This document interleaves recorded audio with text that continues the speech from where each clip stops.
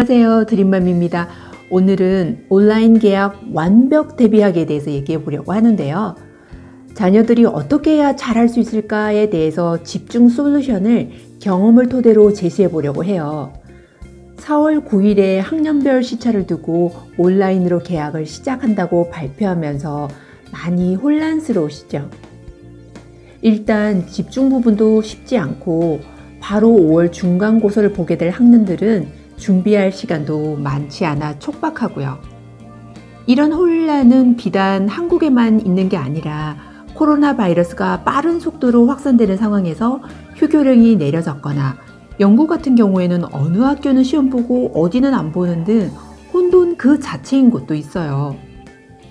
이스라엘은 저희보다 앞서 온라인 계약을 했는데 학부모님들이 불만이 증폭되는 기사도 있어 요즘 화제가 되고 있더라고요.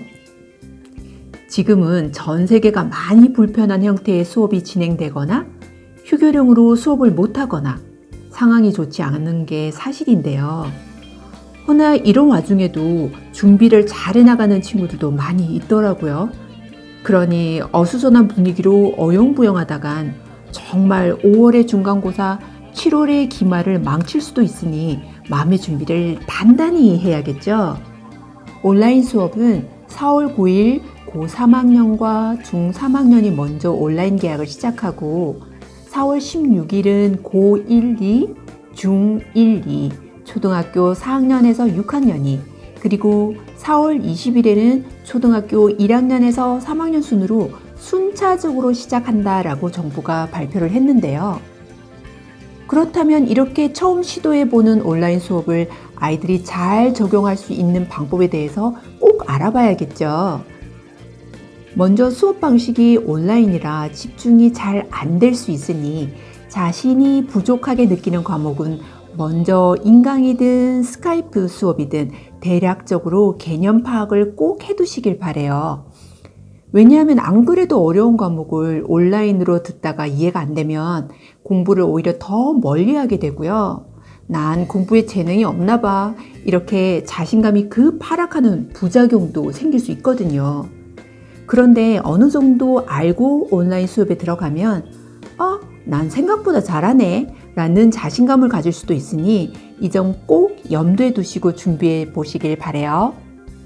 그렇다고 온라인 수업을 가볍게 보면 안 되는 게 온라인 수업 후에 주어지는 과제가 성적에 차지하는 비중이 많이 높아질 거라 예상되는데요.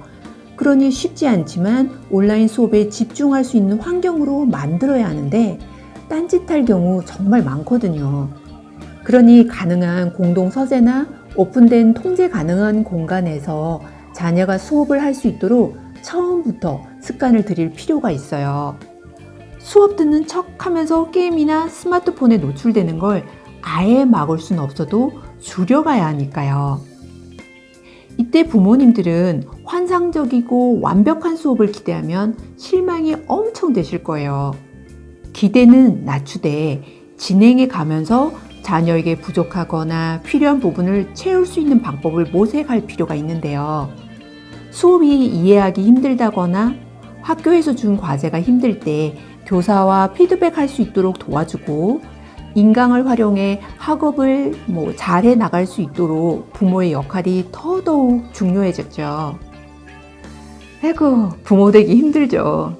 더구나 감당할 수 없는 코로나 쓰나미 몰려온다는 이재명 도지사의 기사를 보면서 장기전이 될 수도 있겠구나 싶어서 아이들도 부모님들도 지혜를 모아야 할 때인 것 같아요. 여러분에게 이와 유사한 극복 사례를 말씀드리면서 할 수 있다는 희망을 드리고 싶은데요. 저희도 중3 초반 한 달간 해외에서 주요 과목을 인강과 독학을 했던 경험이 있어요. 한국 학교를 다니던 학기 중에 왜 갑자기 상하이에 한 달간 갔지? 이런 내용을 설명하기에는 주제와 벗어나서 핵심을 놓칠 수 있으니 일단 스킵을 하고요. 여러분의 온라인 같은 학습을 상하이에서 한 달간 집콕하며 공부했는데 정말 힘들었지만 그래도 온라인 강의처럼 인강과 독학으로 계획을 세워서 수과학을 총 정리를 했고요. 그 덕에 12학년 즉 고3 때까지 수과학 과목들은 특별한 준비 없이도 내신과 AP 모두 만점을 받을 수 있는 밑바탕이 되었었어요. 사실 철저히 시간을 정해서 인강도 듣고 독학도 총정리를 하고 나니 아들이나 저나 무지 힘들었는데요. 더군다나 그때 당시에 아들이 절대 자발적인 상황은 아니었거든요. 그래서 저도 두렵고 혼란스러웠었어요, 사실. 그래도 나중에 자기만의 공부 스타일이 생기더라고요. 결과도 좋았고요. 생각지 못하던 어려움이 닥쳐서 궁여지책으로 했던 이런 방법들도 서로 상의하며 학습해 가니까 되긴 되더라고요. 힘이 좀 더 든다는 단점은 있으나 강해지기도 했고요. 그러니 지금 온라인 수업이 여러분과 자녀에게 많이 혼란스럽겠지만 이 시스템으로 당분간 진행돼야 하는 상황에서 우리 아이에게 맞는 방식으로 세팅하고 부족한 부분은 따로 보충시켜 줄 수 있는 그런 준비를 하시길 바라요. 그렇지 않고 온라인 수업에만 맹신하시면 요즘 굉장히 이슈가 되고 있는 이스라엘 엄마의 온라인 수업 후기처럼 우리도 불만과 패닉에 빠질 수 있으니까요. 근데 여러분은 할 수 있어요. 온라인 수업은 불완전하지만 여러분은 완성도를 높이실 거예요. 왜냐? 사랑하는 자녀들을 절대 방치하지 않게 하실 거니까요. 힘내시고 다음 시간에도 소중한 정보로 찾아올게요. 감사합니다.